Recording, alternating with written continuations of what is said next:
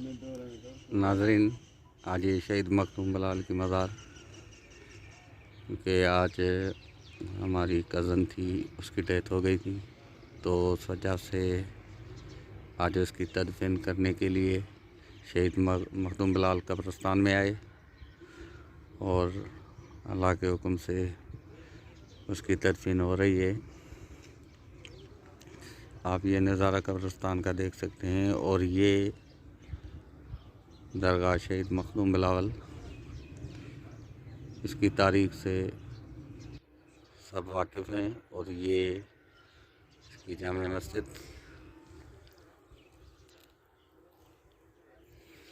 ये नई मस्जिद बन रही है, ये आप देख सकते हैं। ये सागर नूर और बिलाल हयात, और ये नीचे इंतज़ामिया, और ये हमारा चाचा जिसकी उम्र 110 साल है।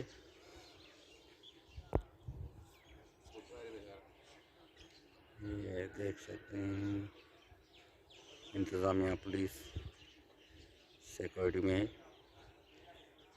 दरगाह शहीद मखदूम बिलाल की। और ये रेस्ट हाउस है।